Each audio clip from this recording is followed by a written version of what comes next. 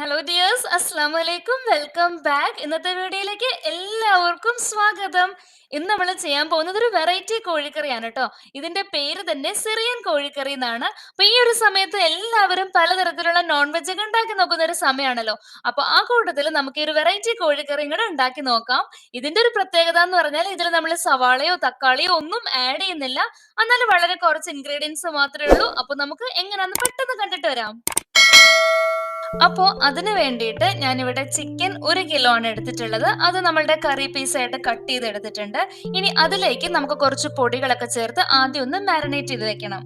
കുറഞ്ഞതൊരു അരമണിക്കൂറെങ്കിലും വെക്കുന്നത് നല്ലതാണ് കേട്ടോ. അരമണിക്കൂർ മുതൽ 1 മണിക്കൂർ വരെയൊക്കെ ആണെങ്കിൽ ഒത്തിരി നല്ലതാണ്. പക്ഷെ മിനിമം അരമണിക്കൂറെങ്കിലും വെക്കാം. അപ്പം അതിലേക്ക് നമ്മൾ ആഡ് ചെയ്ത് കൊടുക്കുന്നത് എന്തൊക്കെയാണെന്ന് നോക്കാം. അപ്പൊ ഇവിടെ കൂടുതലായിട്ടും ആഡ് ചെയ്യുന്നത് കൊറിയാണ്ടർ പൗഡർ ആണ്. മല്ലിപ്പൊടി അതൊരു 4 ടേബിൾ സ്പൂൺ ഇടുന്നുണ്ട്. പിന്നെ ചില്ലി പൗഡർ ഒരു 1 table spoon, turmeric powder 1/4 teaspoon മാത്രം മതി. പിന്നെ ഗരം മസാല ഒരു 1/2 ടേബിൾ സ്പൂൺ ഇടുന്നുണ്ട്. പിന്നെ സോൾട്ടും കൂടി ഇടാം. ഇത്ര ഇട്ടിട്ട് ഇത് നല്ലതുപോലെ മിക്സ് ചെയ്ത് കൈകൊണ്ട് തന്നെ മിക്സ് ചെയ്തിട്ട് ഇതിനെ നമുക്കൊന്ന് മാരിനേറ്റ് ചെയ്യാനായിട്ട് വെക്കാം. അപ്പൊ ഒരു അരമണിക്കൂറോ 1 മണിക്കൂറോ ഒക്കെ കഴിഞ്ഞിട്ടാണ് നമ്മൾ ഇത് ഉണ്ടാക്കാൻ പോകുന്നത്. അപ്പൊ ഇതിനകത്ത് ഞാൻ നേരത്തെ പറഞ്ഞല്ലോ, നമ്മൾ തക്കാളി യൂസ് ചെയ്യുന്നില്ല, അതേപോലെ തന്നെ സവാള യൂസ് ചെയ്യുന്നില്ല. സവാള പറഞ്ഞാൽ വലിയ ഉള്ളിയില്ലേ, അത് യൂസ് ചെയ്യുന്നില്ല. അതിന് പകരം ഇവിടെ നമ്മൾ ചെറിയ ഉള്ളി ഉപയോഗിക്കുന്നുണ്ട്. അപ്പൊ ചെറിയ ഉള്ളി എത്രത്തോളം ആകുമോ അത്രയും നല്ലതാണ്. ഇവിടെ ഞാനൊരു 25-30 പീസൊക്കെയാണ് ചെറിയ ഉള്ളി എടുക്കുന്നത്.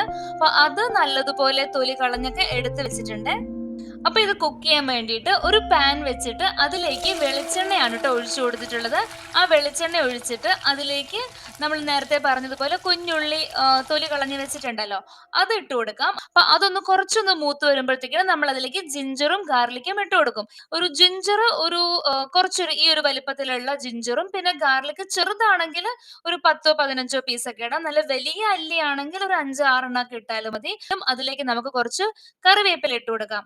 അപ്പൊ ഇതൊന്ന് നല്ലതുപോലെ അതിന്റെ ആ ഒരു പച്ചമണമൊക്കെ മാറട്ടെ എല്ലാത്തിന്റെയും. അത് കഴിയുമ്പോഴത്തേക്കിനും നമ്മൾ നേരത്തെ അവിടെ ചിക്കൻ ഇങ്ങനെ പുരട്ടി വെച്ചിട്ടുണ്ടല്ലോ, അത് ഇതിലേക്ക് ഇട്ട് കൊടുക്കാം.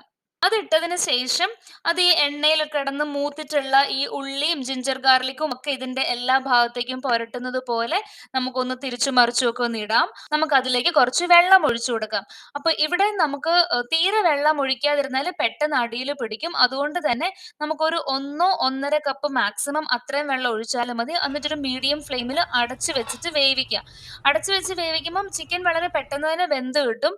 അതേപോലെ കുറച്ച് കഴിയുമ്പോൾ നമുക്ക് കാണാനായിട്ട് പറ്റും, ഈ ചിക്കനിൽ നമ്മൾ ഒഴിച്ചു കൊടുത്തിട്ടുണ്ടായിരുന്ന വെള്ളം ഇങ്ങനെ വറ്റി വറ്റി അങ്ങ് കുറുകി വരുന്നത് കാണാം. അപ്പൊ ഇതാ വേവിക്കാനായിട്ട് വെച്ചിട്ടുള്ള സമയത്ത് നമുക്ക് കുറച്ച് തേങ്ങാപ്പാൽ റെഡിയാക്കി എടുക്കണം.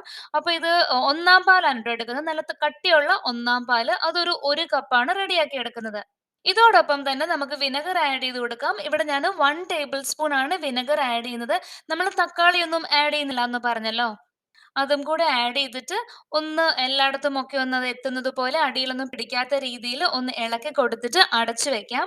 കുറച്ച് കഴിയുമ്പോഴത്തേക്കിനും ഇത് കുറച്ചും കൂടി ഇങ്ങനെ കുറുകും. അതേപോലെ തന്നെ ചിക്കൻ നല്ലതുപോലെ വെന്തിട്ടുണ്ടാവും.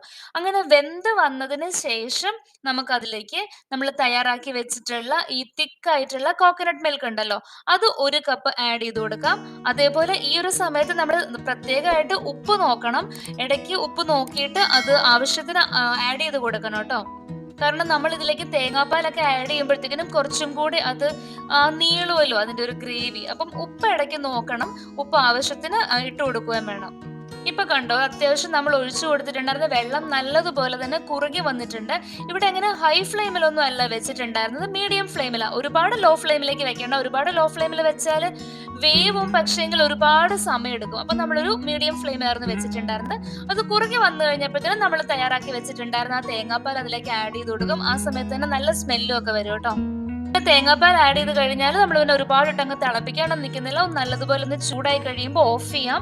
അതിന്റെ ഒപ്പം തന്നെ നമുക്ക് വേണമെങ്കിൽ കുറച്ചും കൂടെ കറി ലീവ്സ് വേണമെങ്കിൽ ആഡ് ചെയ്ത് കൊടുക്കാം. ഇത് പലഹാരത്തിന്റെ കൂട്ടത്തിൽ നല്ലൊരു കോമ്പിനേഷൻ ആയിരിക്കും. അതേപോലെ നെയ്ച്ചോറിന്റെ കൂട്ടത്തിൽ നല്ലതാണ്.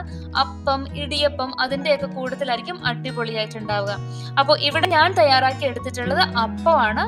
അപ്പൊ അപ്പവും പിന്നെ അതേപോലെ തന്നെ ഒരു സിറിയൻ കോഴിക്കറിയും കൂടെ നല്ലൊരു കോമ്പിനേഷൻ ആണ്. ട്രൈ ചെയ്ത് നോക്കുക. ഇതേവരെ ഇങ്ങനെ ട്രൈ ചെയ്തിട്ടില്ല എന്നുണ്ടെങ്കിൽ. ഇതിൽ നമ്മൾ സവാളയും തക്കാളിയും ഒന്നും ആഡ് ചെയ്യണ്ടല്ലോ. ആകെ ഉള്ളത് ചെറിയ ഉള്ളിയും തക്കാളിക്ക് പകരം വിനെഗറും ആണ് ഉപയോഗിക്കുന്നത്.